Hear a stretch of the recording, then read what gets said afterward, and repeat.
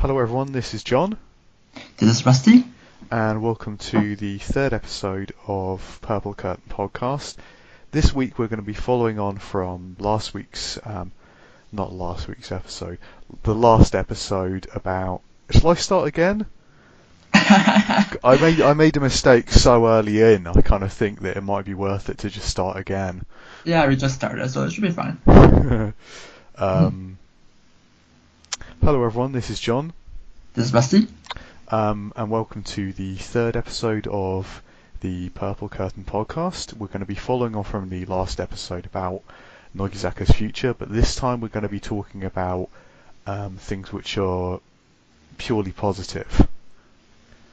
So that should make a nice change. Before we get started, I'd just like to say thank you to Slope Podcast and Oshi Moshi Podcast, who both gave us a favourable reference. It's always nice to know that people who are doing the same thing are kind of interested, at least in what you're doing. I guess before we get started, I'd like to say a few words about Kawago's graduation. I am disappointed because I always liked her, but I think it's kind of tempered by the fact that I think she's going to go on to probably be more successful outside of the group than she is in it, because she's already started doing modelling work.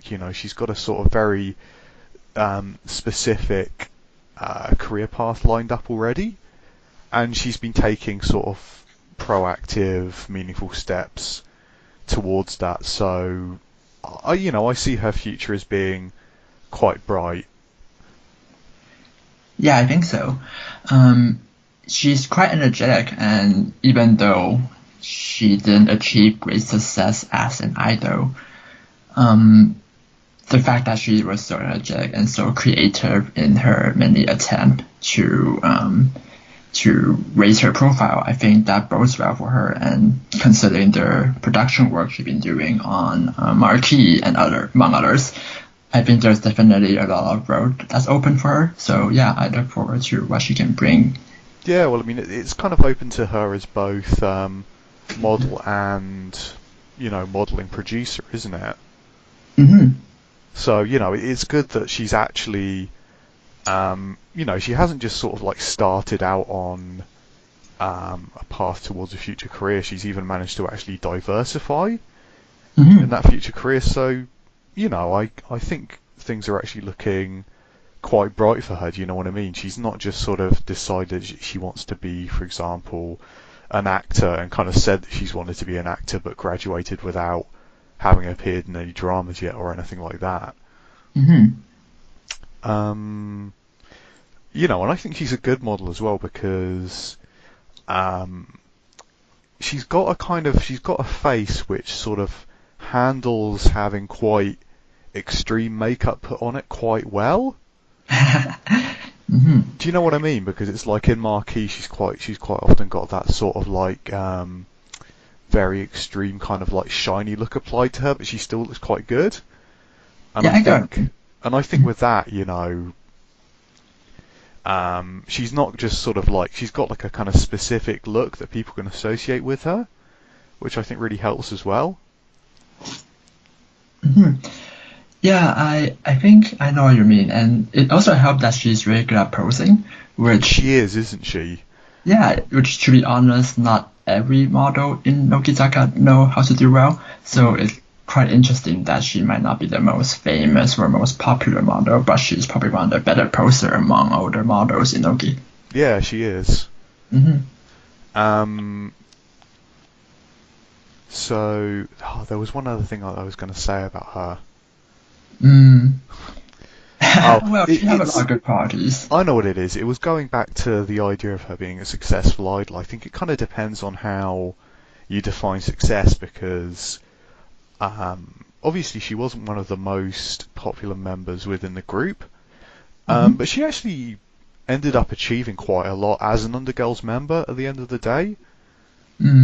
She sort of like performed in sellout stadium tours.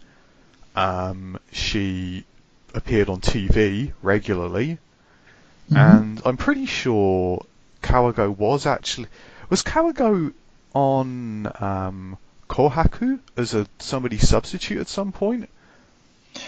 Well, I mean, everyone performed, I think, so I'm sure she was on it. yeah, because I know that, I mean, she definitely performed numerous times on TV as somebody's under, because management actually brought her in as an under for TV performances quite a lot. Mm-hmm. So, I mean, at the end of the day, I mean, it's kind of like if you look back at her career, while she wasn't one of Nogizaka's most popular members, at the end of the day, I think she did actually end up achieving quite a lot as an idol. Mm-hmm. Yeah, I'm sure she was on Kohaku at least once, maybe twice. When when they were performing Sayonara no Imi, I'm pretty sure everyone went on, so that included her. Right. Their first year one when they perform Kimi no Na wa Kibo in that atrocious costume. Maybe she was in there too, but I'm not too sure because I've kind that. of seen references to this horrible costume before, but I actually wasn't really a fan when that happened, so I'm kind of in the dark about this. I feel like I should probably look this up. Yeah, that's probably a good idea. It's like a horrible Martian costume, which is really when it was their first Kohaku appearance, and everything kind of went wrong for me personally. Like when it comes to my personal taste, that is of course. But yeah, the song choice was my fave. Their costume was atrocious, and I never liked it, the choreography for the song I because wouldn't. the song isn't really suited for choreography, to be honest. So No, it's that's true. the whole thing was kind of a jumbled mess to me, and it really killed off their enjoyment of them going Hahahu for the first time, for me at least. But the second time it was perfect for Nanamin's graduation. During that time, they have this perfect rose costume that looked like a rose upside down, really pretty. And the song was one of my fave, the performance was one of my fave, and it was also significant because Nanamin's graduating. Yeah, it's kind of a huge contrast, the first Kohaku performance compared to the second one. So yeah, I think we can't dwell on Kawago's graduation for too long, but Sure. yeah, no, I mean, I'm kind of saddened, but I'm also kind of optimistic about her future, Mm-hmm. which is better than just being depressed when a member graduates. Mm-hmm. Mm-hmm. I was kind of hoping that we wouldn't get any further graduations until the next single was released, because that's kind of how it looked like it was going. Mm-hmm. But like as you said, we're not in control of the graduation, so it's not much point in really worrying about it. Mm. I think the best place to pick up is kind of where we left off in the last episode, talking about Kairi Michi's release. Mm-hmm. And I looked up the sales figures. So the Oricon sales for week one were 1,060,000, and Mm. that compares to Jikochu with 988,000, Mm-hmm. and Synchronicity with 1,116,000. So, it's not a record breaker, but I think we both sort of came down on the side of the fence. It's not an amazing single, so Mm. I kind of feel like those are quite good sales for a song which isn't incredibly outstanding. Mm-hmm. And it's also kind of, I mean, Synchronicity was a bit of a statistical outlier. And if you look at the sort of like sales figures overall, they're still trending upwards. Mm-hmm. Yeah, I think if you remove synchronicity as a upward trend, maybe you can argue synchronicity because the Mind and Center single it have greater cash or outreach, or I don't know, maybe there's some other reason, but yeah, if you admit that single is a generally upward trend, so that bodes well. I mean, I just thought it was a very good single. Like, I think the secret to its success is kind of like not as complex as people might want to imagine. Mm, it is a pretty Or good maybe song. I'm just being naive, I don't know. I don't know. I think there's many possibility to everything, so it's all possible. So, I mean, also, if you look at the number of overall sales, I mean, Hmm. I went by the Oricon page on Wiki48 Hmm. because I don't really know where else to look up It's sales pretty good figures. there. So, Mhm. I mean, that 1,062,000, that's almost as many sales as Nigamizu got overall, and it's more than Influenza got. So I think it's kind of like, I think we're kind of like looking at a kind of situation where, like the sales figures for this single were good. Like Hmm. they're not as outstanding as they could have been, but I think that, if you're not satisfied by it, maybe we're overreaching slightly. Mm. But I think it goes back to the point we were bringing up in the last episode about if Nogizaka have reached their sales peak, they're at the peak. They haven't passed it yet. So the growth from this point on might be kind of limited, but there's still room and security there. Mm. Yeah, I personally think stability is the least we can expect because it has been stable so far, and despite the fact that first gen are graduating, we also finally saw we finally had a glimpse of fourth gen, which is interesting enough. They appear between our last podcast and this podcast, so now we finally know they're not like some sort of imagination, like some sort of phantom that was in our imagination. They actually exist, and there's a good chunk of them. There's like 10, I think. And yeah, a lot of them look very promising, even though we only have like one picture of them. I mean, yeah, so I mean, we might as well move on to fourth gen now. Mm. I haven't got a lot to say about them because I actually didn't watch any of the auditions. Mm-hmm. Basically, because I mean, everyone knows that I'm a sort of quite zealous fan of Nogizaka specifically. Mm-hmm. So I kind of felt like, there was the chance for all the members who went into the audition to end up in either Nogizaka or Kayakizaka. And if they kind of like ended up in Kayakizaka, I kind of thought that if I got like invested in specific members, it just Mm-hmm. kind of like would have ended up in me being like annoyed because I kind of felt like I wouldn't be able to follow them properly and all Mm. this. Um, what I will say is that we were talking about it being quite an important time for them to get new members in order to have a full Senbatsu and Undergirls. Or that Mm-hmm. was what I said anyway. Mm-hmm. So with 12 members coming in, that means they've got 48 members in total minus all the members who've already announced their graduation. Mm-hmm. So, that's a number which sort of like means that the integrity of the group will be sustained even if a large number of members also graduate next year. So Mm-hmm. I'm glad that fourth gen have come in now. Mm-hmm.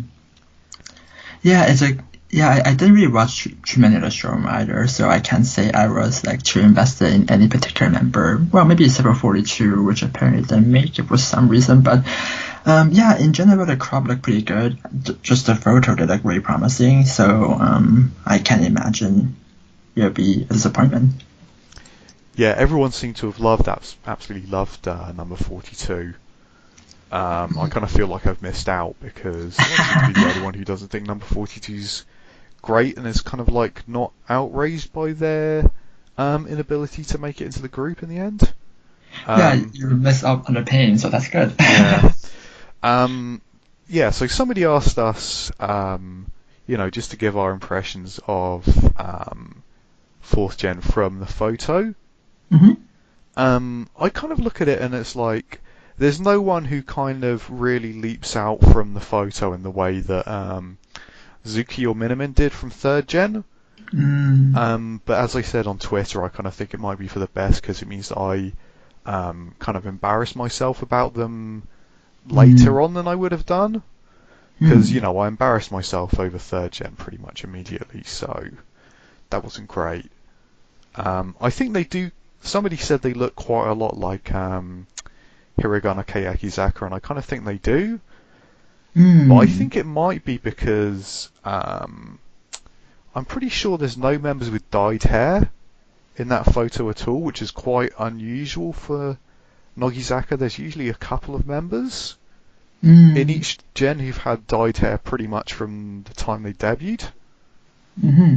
Which is quite unusual because I know that 48 in particular doesn't allow Kenkyusei to have dyed hair. I think the only exception there's ever been was Otaki Yuria from NGT 48, who had sort of like almost white hair. Oh. Yeah. That's interesting. But she's like a weird exception. All the rest of them always had to have black hair. I remember SKE used to have a rule where they only have black hair, but as far as I know, that's been like... I don't know if it's universal, but I know that HKT definitely have the same rule as well. Do they still have it though? For Kenkyusei, yeah, until you get... Oh, I see. I thought the SKE one was a general one, but I think they got rid of it. I mean, they must have done, because Jurina dyed her hair, didn't they? Yeah. Maybe that's why they got rid of it. No, that's too convenient, isn't it? They got rid of it because Jurina dyed her hair. That'd be a pretty hilarious reason. So, I mean, what did you think of them?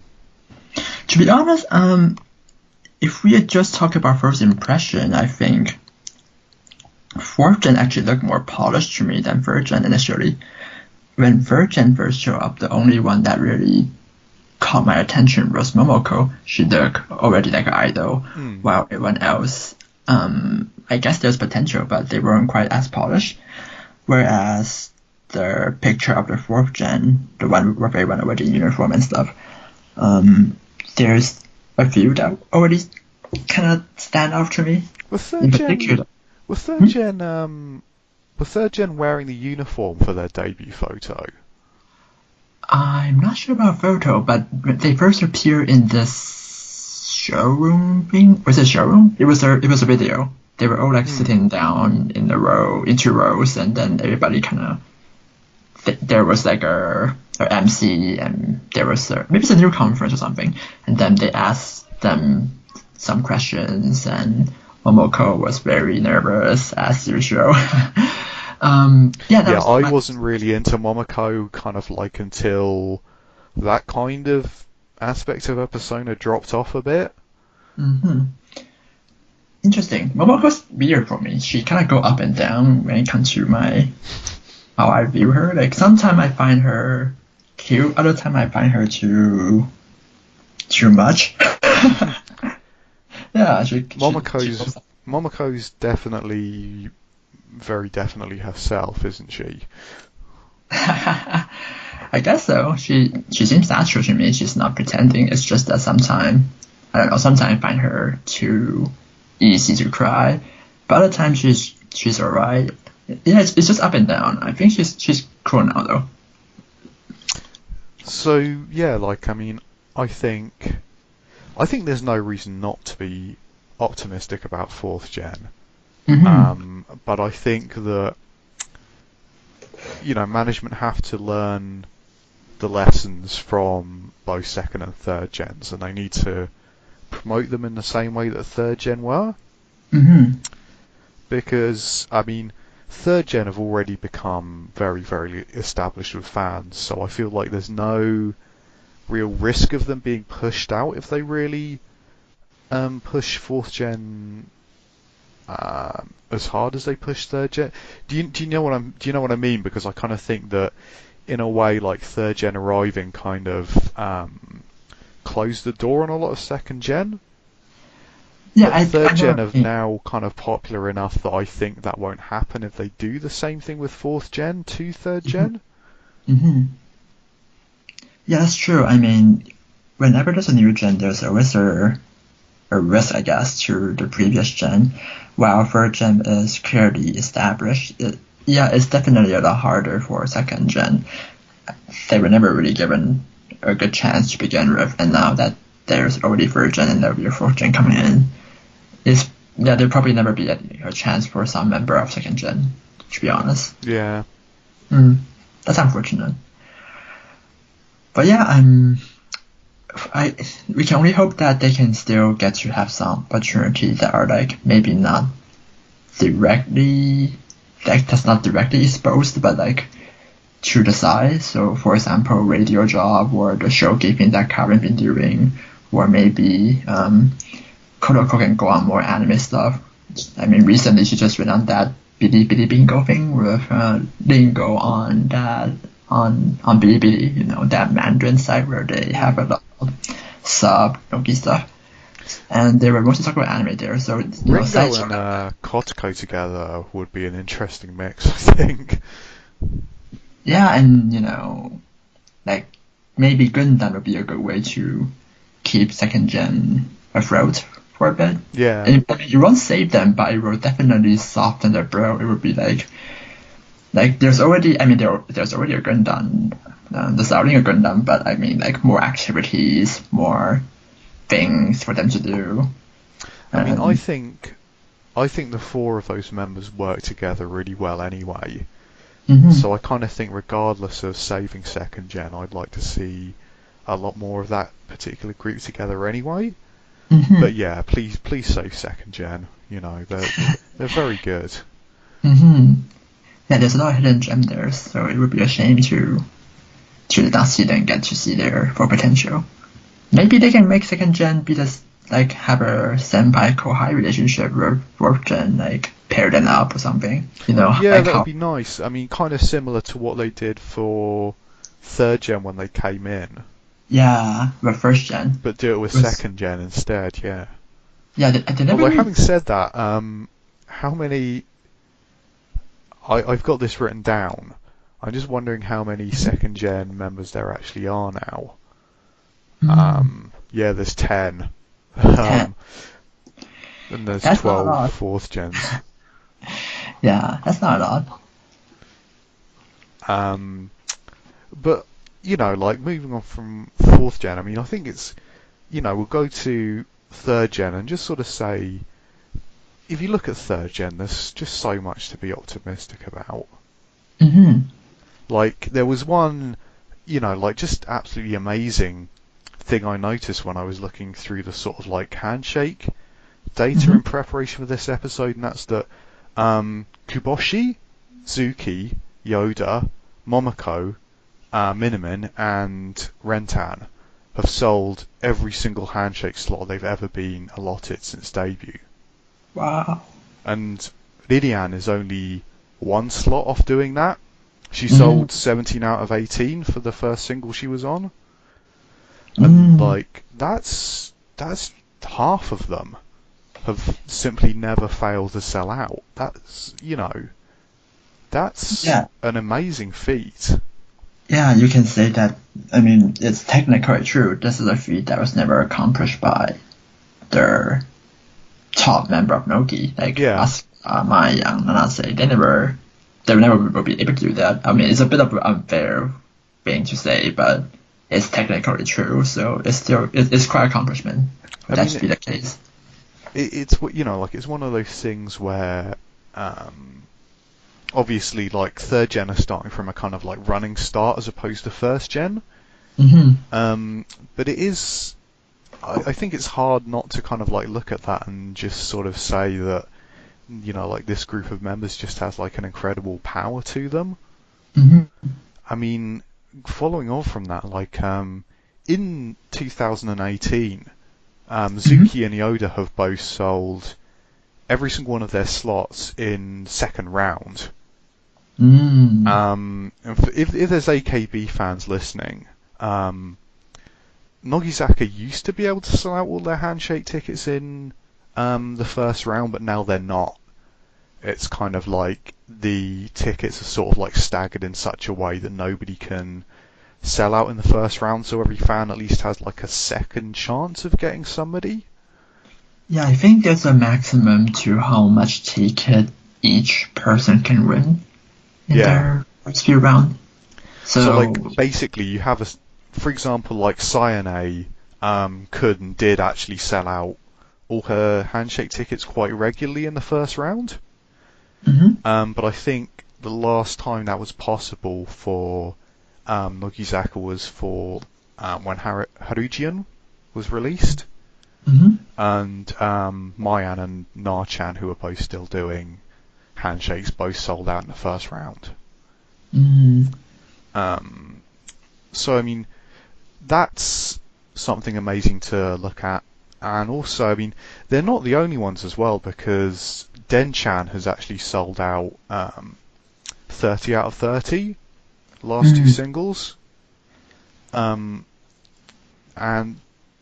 Tama-chan and Hazuki, you know, if you look at their numbers, I mean, it's kind of like they both sold out. So Tama-chan has sold out 1, 2, 3. She sold out for 3 singles. Hazuki has sold sort of like this year. She sold 16 slots, 24 slots, 20 slots, and I mean, it's like that's if you sort of like compare her to her sort of like incredibly dominant peers. That doesn't sound that amazing, but I mean that would actually put her easily in the top 20 of AKB handshake sales. And you know, Reno and Ayano, obviously, you know, like they don't sell as many, but you know, they'd probably still be in the top quarter at least, and maybe even the top 10%. So, you know, like what we're talking about is you know, like a group that the fans have really come out and supported pretty much from day one. And I kind of think that's borne out by the sort of like softer evidence we sort of like see of kind of like, you know, pretty much every single Nogizaka fan I know has got like great affection for third gen and pretty much always have. Yeah, and it's also very impressive to see how, like, in the beginning, clearly some of the third gen, there's going to be some up there members that do better, but it's very impressive for me to see like member like Dan-chan like catching up and also starting out her handshake, because if you had asked me earlier on, I would never have expected her to be the one that would grow and actually start her handshake. Maybe I would have expected, maybe, I don't know, Nantan, but yeah, she's starting out, and to be honest, Nantan's doing well, and there's like a general growth for all virgin, even among the relatively weaker member. So as a gen, they're doing really well, and not just their top, but even their weaker member. And yeah, that bodes well for the future, and they make it a very formidable generation. Yeah, I mean, Den-chan sold out, you know, for her debut, which was Influencer, she sold out 1 slot, you know, and to go from 1 to 30 within, I mean, it's like within the space of 1, 2, 3, it's within the space of 5 singles. That's really good by any normal standard, really. And it's also kind of like nice to see a member who was kind of like struggling for handshake sales to really turn it around quite spectacularly. You know, and it's kind of like, I do think that if you sort of like look at the handshake sales and the kind of like body of kind of like, I don't know, I guess you call it like circumstantial evidence of how much fans seem to like them, I think, you know, we're looking at, you know, like a group of members who the fans, I think, can be relied upon to sort of like get behind for the coming future. And I think you can kind of extend this out a bit because third gen have sort of like started to appear quite frequently in the world outside the group. So, for example, you know, it's kind of there's Kuboshi, Zuki, Yoda, Momoko, Minimin. They've all kind of appeared several times now in Tokyo Girls Collection. You know, they appear very regularly in magazines, but sort of like, you know, it's partly Gravy magazine, but it's also partly fashion magazines now as well. Mm-hmm. and they've kind of got to the fashion magazine level quite quickly, and Yeah. that's something that's quite hard for girl idols to do, I think. Mm-hmm. Yeah. I like when first gen were slowly graduating. One of the concern I had was that they can pass on their Nogi strength in fashion to their following gen because um, you know these specific members were official model. It doesn't mean that the group is official model, so it's not Yeah, like exactly. members can just go on Nogichu and the first gen, if they left the second gen, they can go on Nogichu. No, this is a magazine. They have to you to make you the official model. But yeah, it happened relatively fast, and Mizuki's a model, Kuboshi's a model, and yeah, they're going on Tokyo's Girls Collection and some others. And beyond that, they're also going on other primetime show. Like a few weeks ago when they were on that show where Banana Man hosted, where they go interview foreigners with the trend. Nihone. You are Nani Oshi ni Nihone? I think that's it. Yeah, something like that. Yeah, and we saw a lot of Virgin there. We saw Momoko, Lentan, Tamami, Yoda. Yeah, I think we saw Yoda. those four. Yeah. And most of them did decently. I think Tamami was a bit awkward, but other streets did really well. It's funny because I actually think that Tama-chan did better than Yoda actually, but that's just my personal opinion. I see. I thought Momoko did really well actually. There was a part she had her segment that was not broadcast on TV, so you had to find it somewhere. I'm not sure where they find it, but I saw it on Bilibili.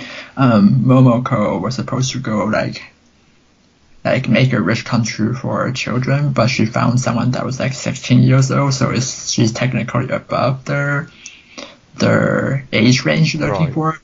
But she wanted to do it for her anyway. I think it's an American girl who wanted to buy a kimono, and they got her a kimono. It was kind of cool, kind of sweet story. So it's good to see her reaching out and make something that happen and make a good show, even though it didn't get broadcast in their television segment. So there's the fact that I think third gen have sort of come in and sort of given a really good account of themselves. And another thing I wanted to sort of say is, I mean, we know that second gen have struggled. Mm-hmm. But I did want to point out that there are actually a couple of second gen members who are actually coming through and doing well for themselves. I mean, Hori and Ki-chan is kind of obvious. Mm-hmm.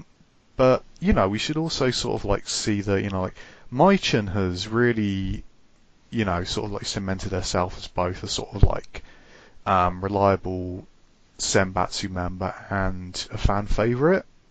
Mm-hmm. So there's that, and also kind of if you look at recent handshake numbers, Midia is doing really well. Mm-hmm. Renachi is doing really well. Mm-hmm. And Ayane is doing really well. Mm-hmm. So I mean, Midia, this single was 30 out of 30. Renachi is 30 out of 30, and Ayane is 25 out of 25. Mm-hmm.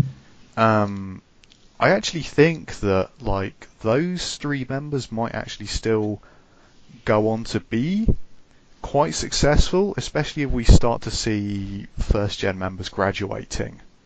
Mm-hmm. I do kind of think that they are Senbatsu ready at this point. Yeah, they're definitely Senbatsu ready. The question is just whether there's enough spot. Since when they promote Ayane into Senbatsu that single, she her handshake got bruised, and some people felt like they shouldn't have put her down. And yeah, I feel similarly too. But it's good to see that she's still doing well. And I do think management have expectation for her.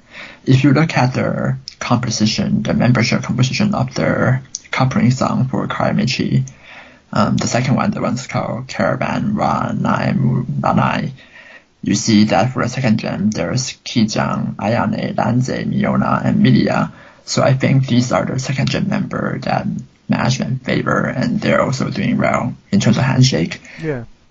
Yeah, so there's definitely a future for them, despite their general difficulties for second gen. I mean, when I was kind of like looking at the handshake numbers, the member that really stood out to me that kind of surprised me was Renachi. Because in the last 2 years, Renachi has been 24 out of 24, 30 out of 30, 30 out of 30, 23 out of 30, and then 30 out of 30 and 30 out of 30 again. Which is kind of, I mean, you know, Renachi doesn't get talked about that much as a possible Senbatsu member, but you know, that's a very impressive showing, really. Yeah, I don't know. She don't get featured much for some reason. I mean, I know she was studying university. I'm not sure she still is, but maybe she was just busy. But she doesn't really get to show her face much, which is a shame. Yeah, it's a shame. I mean, like, because I mean, I like her partly, you know, like I partly like her because, you know, she's interested in history, and I kind of find, she does seem like one of the deeper thinkers. Makes you wonder whether maybe she sort of like overthinks things ever so slightly and doesn't sort of like end up pushing herself maybe as much as she could do. Because I do kind of think, you know, I think it does kind of count quite a lot in the idol world if you're sort of like willing to sort of, you know, put yourself forward as like a candidate for various things. And maybe sort of like more laid back members kind of struggle a bit more with this. Possible. Like Maya, for example, she's fearless when it comes to showcasing herself. And yeah, it serves her well. She's very entertaining when it comes to variety. I mean, it's like Maya is such a weird case because I think that well, I find Maya to be a weird case because I kind of think she's one of those idols who just doesn't have any dedicated fans at all, but has like a sort of like really, really strong like overall approval from fans. Like everyone likes Maya, but nobody's sort of like willing to go out and spend like £1,000 on Maya. I get what I mean. Yeah. Do you know mobile games? Like Yeah. League of Legends? Like I think, you know, like member like Nase, they would be like their carry, while for Maya, she's kind of like the support character. Do you know what I mean? Yeah. Like they don't have the most firepower. They're not the fan favorite. They don't have like tons of fans that all treat them hard, but they are generally well liked by every fan in general, and are kind of there to provide variety support and other kind of atmospheric support, I guess. Like they provide something for the group, even though they're not like big handshake seller or people who sell merchandise a lot or people who have a lot of fans that buy CD.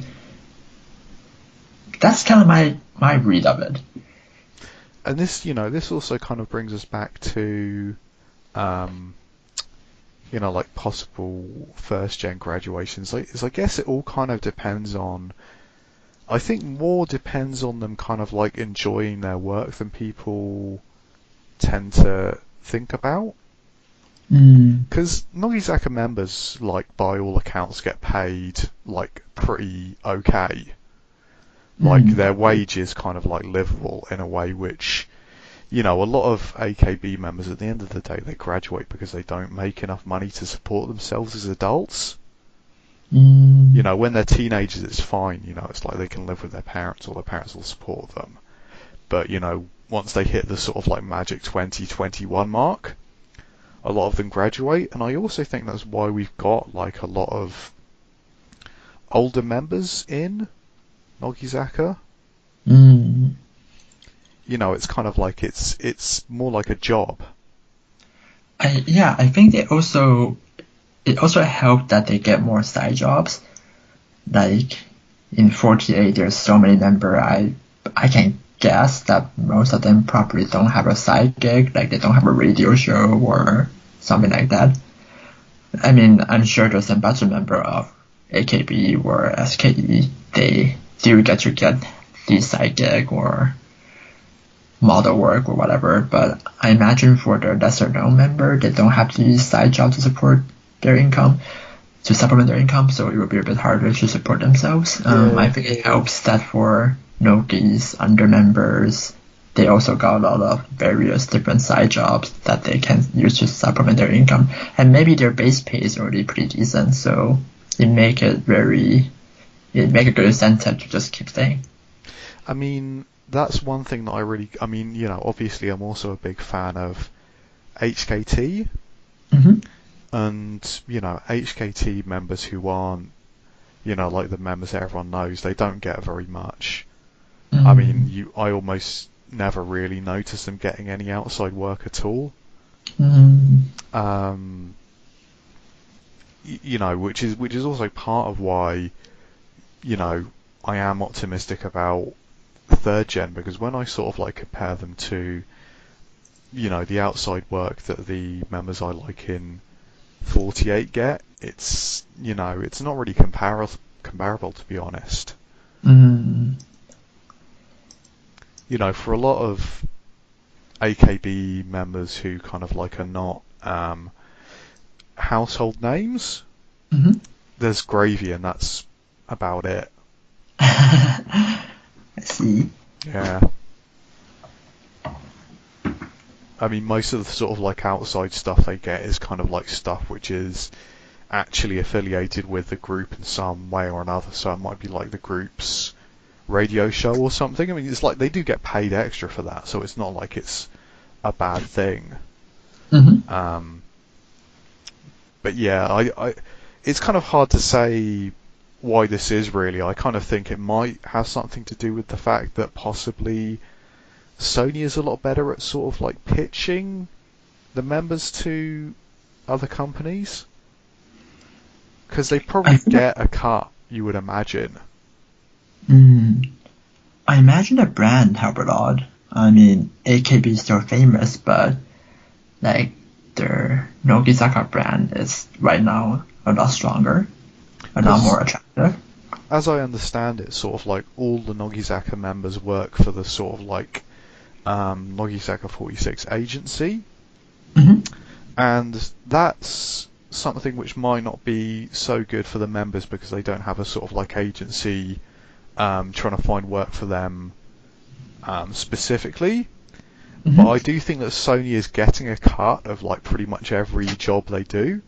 So Sony is quite active in sort of like trying to go out and find stuff for the group in general, if not members in particular. I think Nogizaka LLC is a subsidiary of Sony. Like maybe Akib owns some stock, maybe some other, like maybe Rakuten still owns some stock. I don't know. Are they still a stockholder? But I remember reading that Rakuten purchased some stock and have a share. But yeah, I'm pretty sure Sony is a subsidiary, so even though they're in Nogizaka LLC, it makes sense that Sony is like directing energy and resources to make sure Nogi's doing well, and they benefit from it too. And also kind of moving forward, like one thing which I wanted to emphasize is while there's, there are question marks about the future of a lot of first gen and second gen, but the other thing is, like there's loads of members there who are sort of like very, very well known and sort of like loved by the fan base. Like for example, you might sort of like say like Mayan, Asuka, Misa, Ika-chan, Reika, Sairingu, Hori, it's like all those members are still there. They are still part of Nogizaka, and kind of like I would say that overall Nogizaka's still got a majority of its most famous members. That's true. It's starting to tilt the other way a little bit, but it's kind of like looking at members who've graduated. I mean, it's like we've had Nanamin, very big name, Nanase, very big name, Marika, very big name. I think Marika's a very big name if you're like a more hardcore fan of the group.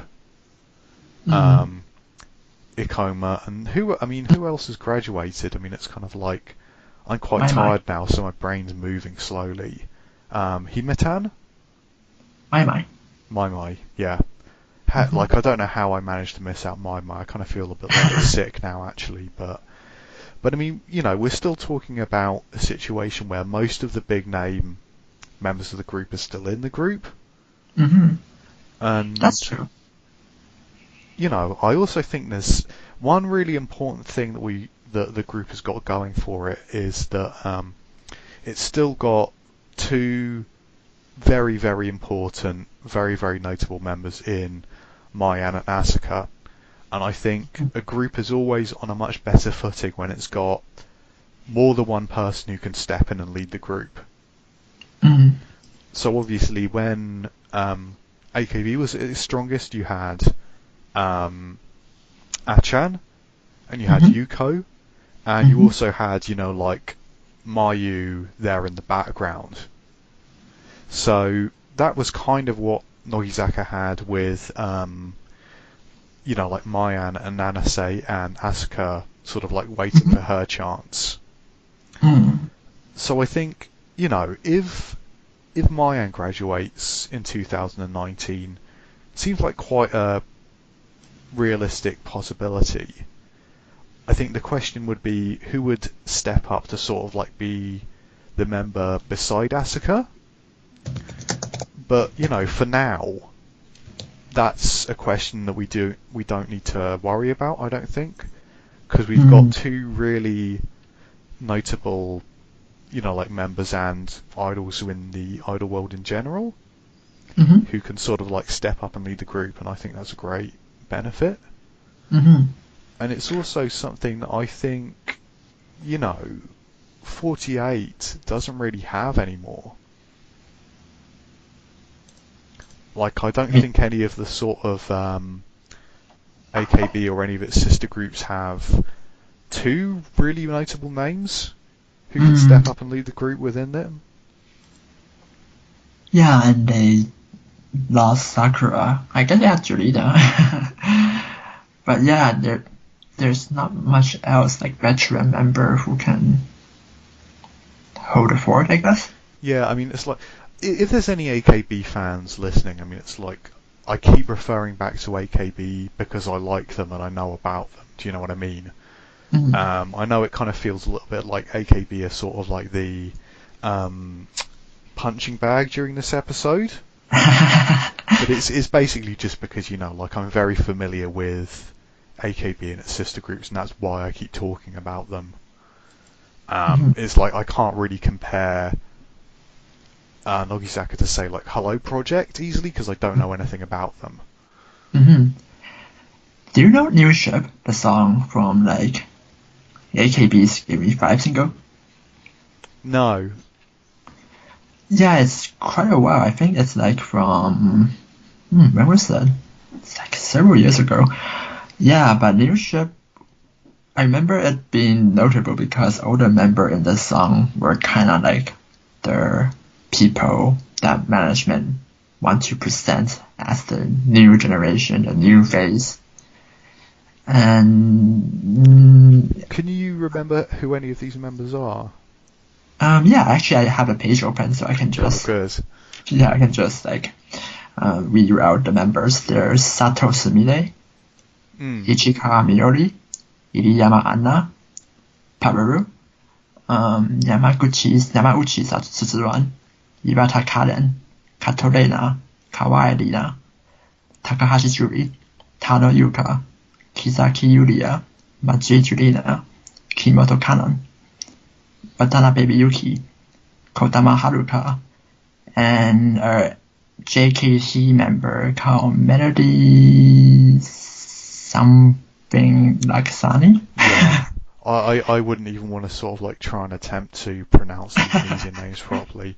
So I mean, it's kind of like, if you look at that lineup, I mean, it's kind of like the only, I mean, Jiren is still doing well for herself, obviously.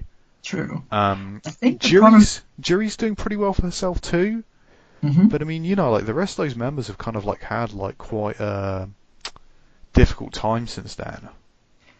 Yeah, like a lot of members either didn't break out at all or they already left. Like Miyuki already left, which is, I guess, can be a bit surprising if you were at the time present and like you were at you were there when leadership came out and you were expecting Miyuki to be like a stable for a long time, but now she's gone. And there's Harupi, she's on hiatus, and yeah, like there's a lot of member here that's not around. Yeah, I mean, like personally, like I really like Harupi. I mean, it's like I can only assume she's been having a very troubled time. I really feel bad for her. Yeah, hopefully she'll recover soon. Yeah, I think, I don't speak for every HKT fan here, but I mean, even if at this point, I kind of think that whatever sort of like makes her feel good about herself again, if that means never coming back to the group, I just kind of prefer that, really. Because she really seems to have been having a tough time with everything.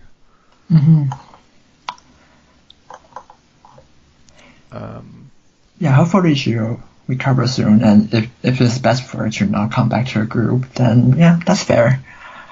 One of the reasons I brought up new shit is because for the coupling I mentioned a bit earlier for Kaimichi, Caravanra Naimu Nanai, for that song, it kind of gave me a similar feel. Like not in terms of the song itself, like not the lyric, not the fact that the song sounds like new ship, but the fact that the member in the song, it kind of feel like the same.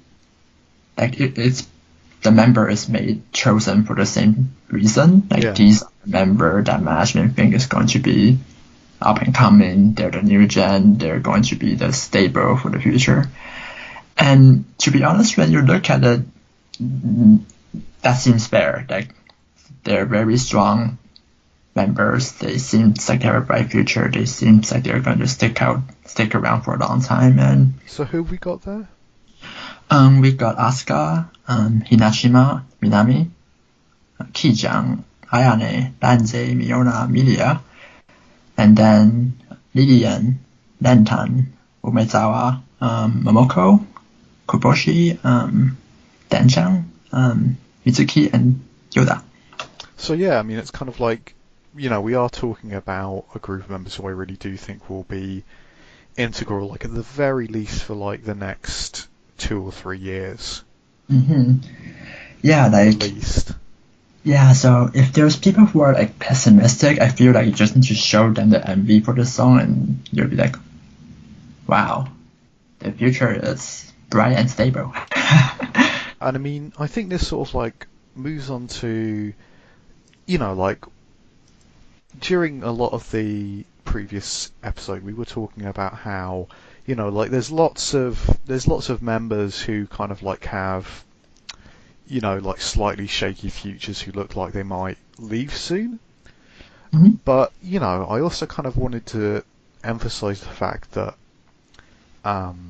those members aren't just in a bad place. I mean, when we look at when you look at Nogizaka under members, they're just actually an amazing group. I mean, I think that even if you take away all of Senbatsu, Nogizaka under members would still be one of my favourite groups just by themselves. In fact, I mean, I'd say that probably only HKT would, win out against them. And, Nogizaka under concerts are amazing, and the people who go to them love those concerts. So I think, while we've kind of like got this problem with all these members possibly graduating, we sort of like should remember that we're actually quite lucky to have such an amazingly capable and entertaining group of under members. True. Yeah, like under members are always entertaining to watch. And do you know Bomber E? Yeah, I do. Yeah, it's always great to see them go on that show and just compete against each other in these groupie games. Because eat nice food. Is Bomber E like a Nagoya-based program, or is it like a Nagoya local TV program? I'm not too sure. I think it's Nagoya-based for sure. I don't know much else about it though. I just know it's a good show. But I mean, it is kind of like, yeah, the fact that it's sort of like Nogizaka unders are going on to TV shows like as a group instead of just as individuals is kind of like that's quite impressive just by itself. Yeah, it seems like it's on Nagoya TV. I'm not sure it's also showing in other places though. Sometimes they do that. It's just in different hours.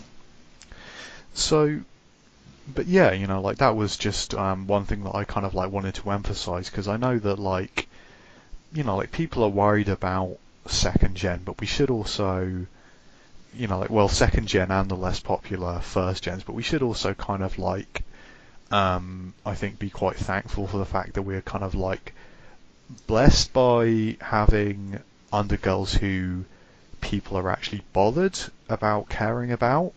Sorry, people care enough to worry about them. That's true.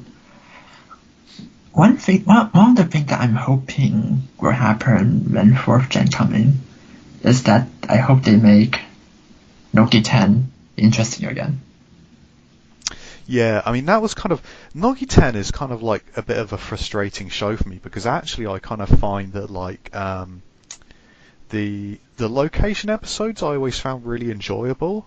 I mean the talking ones kind of like, it's not as though it's inherently boring, but it is quite a lot. I mean Nogi 10 is an hour long. It is quite a long time to sort of like sit there and sort of like listen to people speak in a foreign language. Like, yeah, and like also my attention does kind of wander when I'm watching it because I kind of can't concentrate. Yeah, I mean, I agree. The old Nogi 10 episode where some member go abroad and then they do quiz on them, or they just go to some random neighborhood in Tokyo. Those are all very fun. Their talking episodes feel very cheap, and considering how long they are, they have to compete against showrooms where the member cannot talk to you. And I think most people prefer to watch members on showroom than Nogi 10. Yeah. I think they're being cheap. Maybe they're not earning money, and I think that's fair. I mean, Nogi 10 is not being shown on cable TV. It's like on their special Rakuten channel, and I can understand why they're doing this, but still, if you want to promote people, this is definitely another way to go. No. So I'm hoping if 4th gen come in and they want to promote 4th gen, and maybe there's limited slot on Nogi 2 and Nogi Bingo. Yeah, Nogi 10 is avenue, right? I mean, I think there should be more money to actually promote Undergirls members properly. Do you know? Because the first series of Nogi 10 was really, really good. I actually really enjoyed watching it. And those members are entertaining, but they are kind of like thrown into the episodes of Nogi 10 2 without much real direction. It's quite hard for them to make it entertaining, like as a format, even though I kind of feel like they're entertaining members. And there's only so much you can do if you're just like sitting down and talking, really. And the other thing is, like, Undergirls have got like quite a lot of members who are, like entertaining but laconic. Mm-hmm. You know, and if you're not a big speaker, then sort of like having a TV show based around speaking makes it quite hard. Mm. Do they even have like a theme for each episode, or they're just like I don't here's a know. tip? I kind of actually haven't watched it for a while, to be honest. Yeah, I haven't I watched kind any. of I always check the thumbnail, and if it's outside, then I'll watch it. Yeah, same. Yeah. Mm-hmm. So yeah, like also kind of, you know, I've spoken a bit about the handshake figures, Mm-hmm. like specifically of third gen, but I also kind of like want to sort of um, extend, you know, like talking about that out a little bit, because you know, like one of the things that kind of like, you know, has been coming out is the fact that a lot of Nogizaka fans are kind of like moving on from the group. You know, it's kind of a suggestion which I think, you know, it does seem to be true, you know, like of both the Japanese and like, I mean, I know the foreign fan base is sort of like an incredibly tiny sliver, but it's also the one we talk to regularly. So, you know, I've kind of noticed it in the foreign fan base as well. You know, it's partly just, I think, because increasingly, like a lot of people who've been fans for a long time seem to be finding it difficult to actually attend events because there's so many people going to them. Mm-hmm.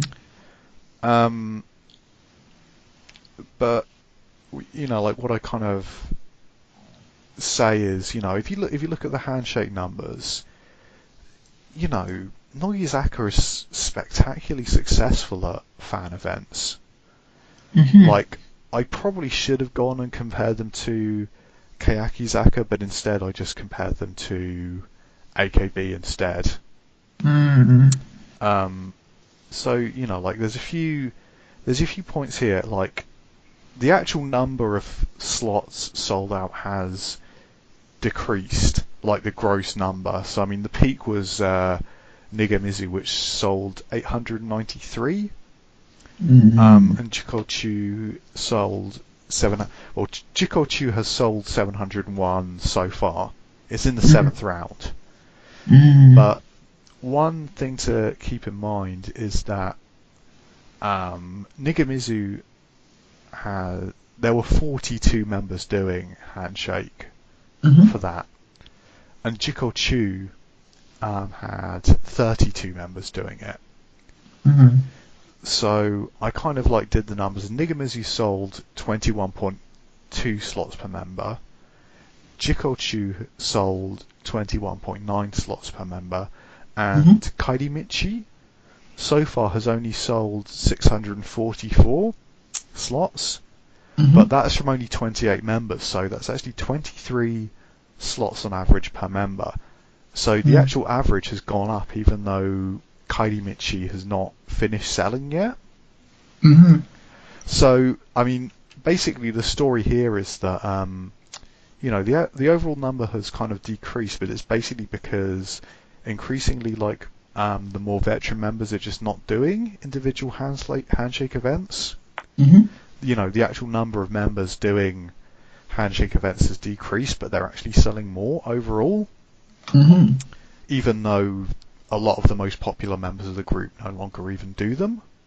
Mm-hmm. So, you know, like that's very encouraging. Yes. If you compare them to AKB, there's kind of like issues with comparing them directly because, I mean, firstly, Nogizaka has less choice of members. Mm-hmm. So what it means is that, like, if they have the same number of fans, each individual member is going to end up getting more people coming to visit them. Mm-hmm.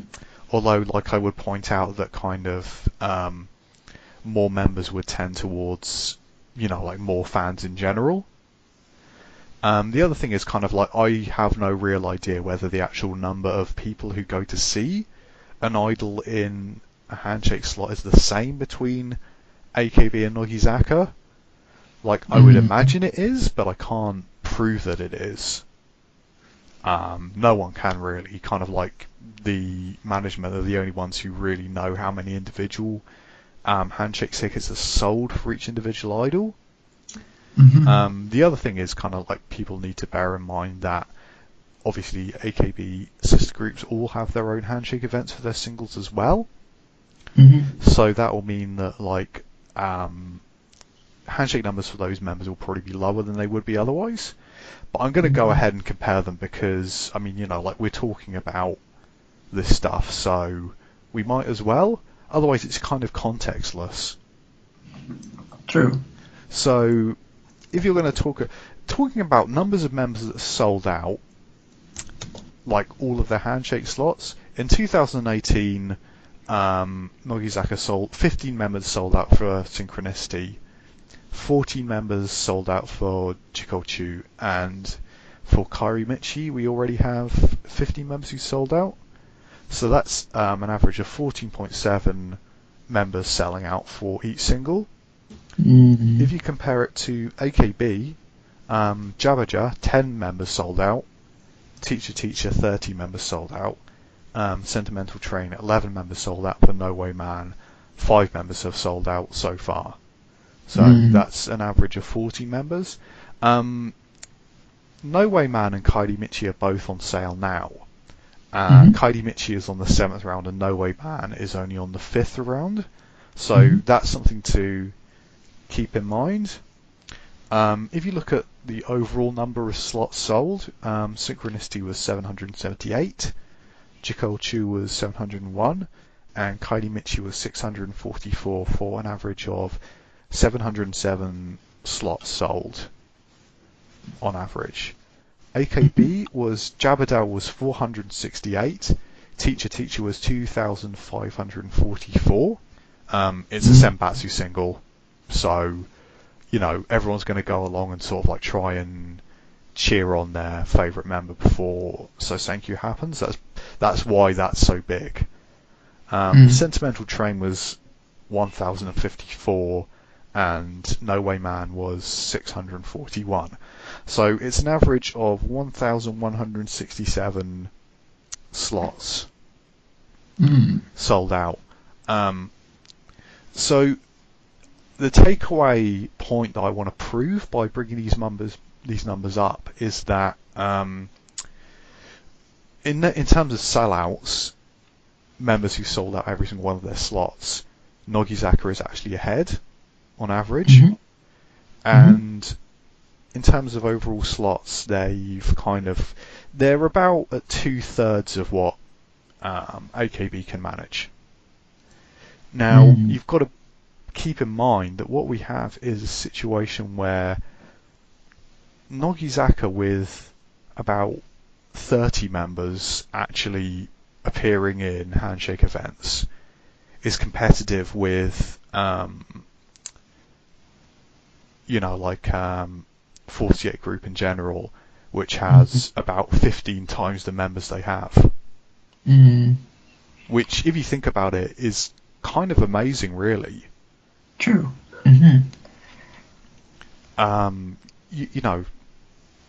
Nogizaka punch so far above their weight when it comes to handshake that it's kind of amazing, really. So, what I would kind of say is that it might actually be true that quite a lot of Nogizaka's hardcore sort of OG fans are starting to move on, but I think that's just kind of something which is inevitable. Fans will always move on, and I don't know where the new fans are coming from, but they are coming in. The PR events that Nogizaka are doing are still massively successful, and they don't really show any sign of decreasing in popularity, despite the fact that, the majority of Senbatsu doesn't even do them anymore. That's true. So, I'd sort of say from that perspective, people are leaving the fandom, but other people are coming in from somewhere. and I kind of think that that's something that we should still be optimistic about.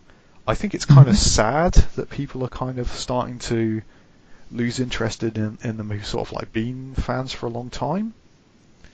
But the fans are still out there, and we kind of also need to bear in mind that like part of the reason why people are sort of like starting to move on to different groups is because they can't see their favourite members anymore. They can't go to the concerts, and the reason why is because they're so popular, these people can't get tickets anymore.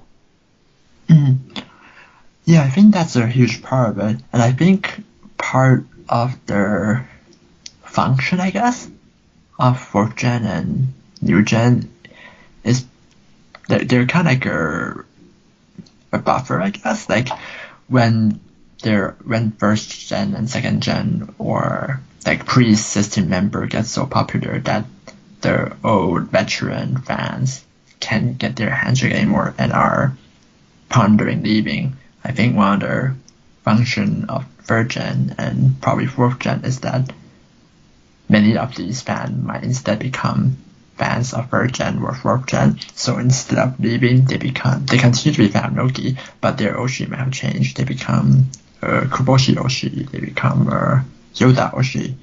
And yeah, because this is one thing which I kind of like would quite like to point out is that a lot of fans have kind of started to lose interest in Nogizaka, and yet a lot of these people still have a favourite 3rd gen. So, like while the sort of like ties they feel to the group has sort of like started to weaken, they still know about the group and they still know enough about individual members in the new gens to care about them. So, I mean, like I think we might sort of like find ourselves in a situation where Nogizaka's sort of like original hardcore base of support is going to end up being replaced by different people, probably more casual people. But, as long as the members can keep, performing well at handshakes, I mean, that's something which might be sad, but it doesn't represent a particular problem for the group.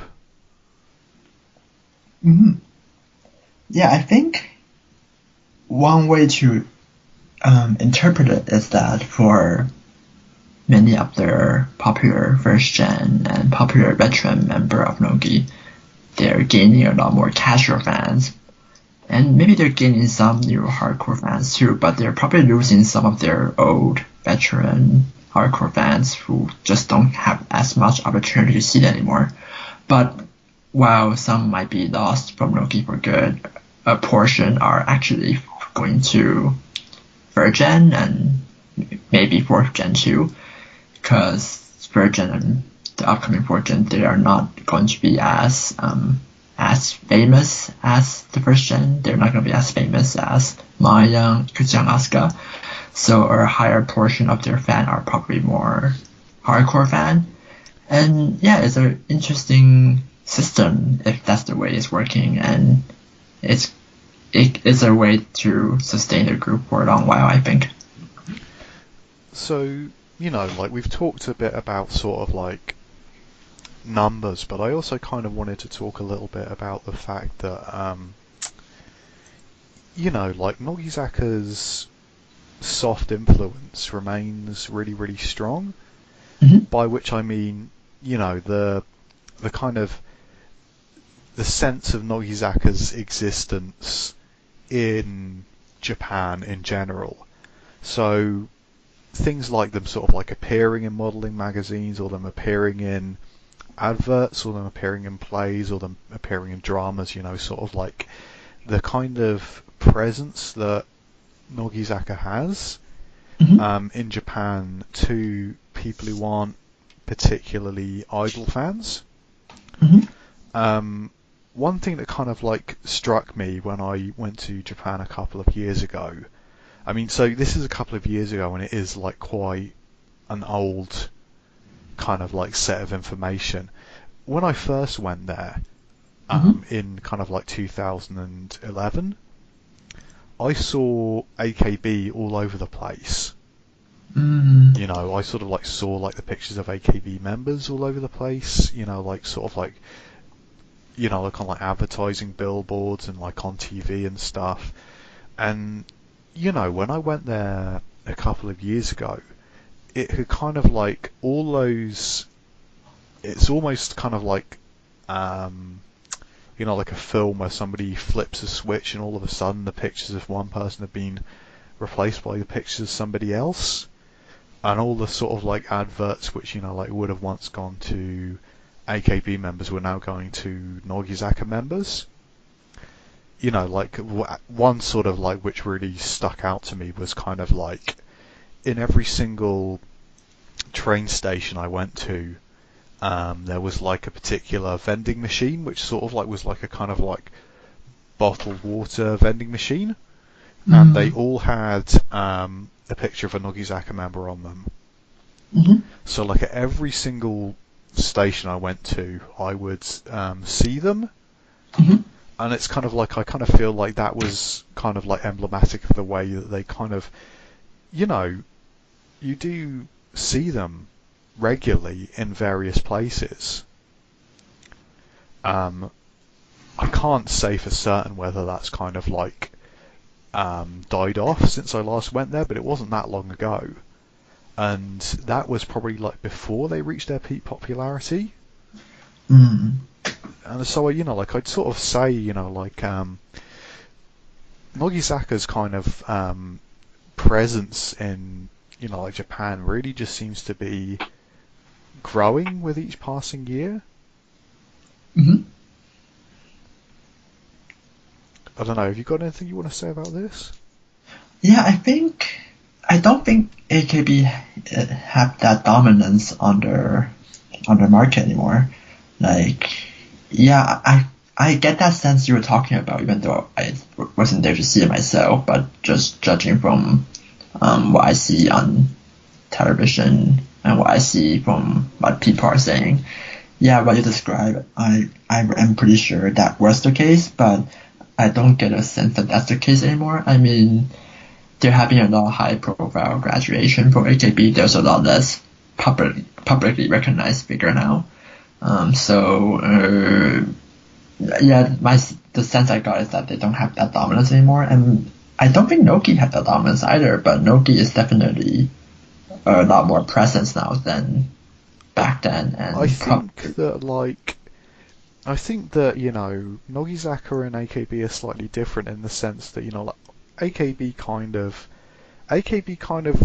reached a point where they sort of like became a part of, you know, like they kind of became, you know, like one of the sort of like major cultural things of Japan. Do you know what I mean? Whereas kind of like Nogizaka are just kind of like the dominant idol group of the day. I don't really think they sort of like reached the peak that AKB reached at their most notable. Mm-hmm. Yeah, I think. Yeah. But I do kind of think that kind of when people think of idols these days, Nogizaka is the group that they think of. Mm-hmm. Yeah, I think what AKB accomplished was that they become a fixture of Japanese entertainment. It's like there's their theater, and it's funny that HKD don't have their theater yet, but the AKB theaters are there, so they have that fixture there. They have an election, Sosenkyo election every year. So I think there's always presence, even though they're not their hot thing anymore. So they manage to become a fixture, and it's something that you can think of when you think of Japan's idol scene. Whereas Nogi is the top idol, but Nogi don't have features that kind of like become a permanent fixture of the idol scene. So yeah, I can see, like, even though you don't see AKB all over the place in Japan anymore, I think people still know AKB, and people can still talk about AKB even if they're not not the biggest fan of AKB anymore. I guess Whereas, like I think the best way to sort of like describe it is kind of like like a sporting metaphor, because like AKB are sort of like the like the old time champions that like everyone knows. I mean, it's kind of like people abroad sort of like know the name of the team, but like they've kind of like not really been competitive for quite a long time. Whereas like Nogizaka are kind of like the team who kind of like don't have any particularly great history, but have kind of like won the championship for the last 3 years straight or something like that. yeah, I That's think kind that, of what they feel like if you kind of try and compare what people in Japan really think of them. mm, yeah, I think that's a good way to think of it. I guess you can say AKP's like their Osaka baseball team, where I don't know Japan baseball enough, but no, it's like this new team from some random suburb that's doing very well recently. Yeah, they got some amazing players in the draft. Basically, that's how it worked. That's true. That's true. Hmm. So, I mean, I've kind of finished up all the sort of like specific notes that I had for this episode, but I think like the takeaway is that um, partly Nogizaka's future looks bright because management have planned quite well Hmm. for the sort of like handover from older gens to newer gens. Hmm. Like they've sort of like continued to show an ability to sort of like bring in new people as fans and kind of like grow the fan base at a steady, if like like less spectacular rate than AKB used to do Hmm. back in its heyday. But Hmm. the other thing is kind of at the moment Nogizaka's biggest competition for kind of like like in inverted commas like biggest idol group in Japan is probably Kayakizaka, Mm, that's and true. in terms of sort of like who ends up becoming the most popular out of those two groups, like I can't really say, but Hmm. Nogizaka have kind of like had years to kind of like draw ahead, if you know what I mean. Mm. Kayakizaka Maybe, have kind of like got like a very, very big gap to make up, and to be honest, there's yeah. really nobody else kind of like in competition with them. Hmm. Yeah. I don't know. I feel like Noki and Kayaki have very different strengths and weaknesses, which is very interesting because they're supposed to be sister groups, so they're supposed to be more similar compared to like AKB and Noki, for example. But they barely It's a interact. strange thing because Nogizaka and Kayakizaka feel more like cousin groups, and it's more like Kanji Kayakizaka and Hiragana Kayakizaka are sister groups. I feel like Kanji, Kayaki, and Noki are like in strange sibling. Hmm. Like their parent divorced and Kanji become her edgy. They've gone to live with different parents. Yeah. And Kanji become the edgy kid, while Noki become the semi Ojo-sama kind of kid. And I mean, they see each Nogizaka other just works very furiously. hard on its homework every day. Yeah, like I don't know. They're in the art club. Yeah, they're in an art club. They play instrument, play the piano, play ballet. Wow. I don't know what country do though. Hmm. And then there's Hiragana, which style-wise, I think they're much closer to Nogi than Kanji. I Kanji think. smash glass, that's what they do in their spare time. That's true. That's true.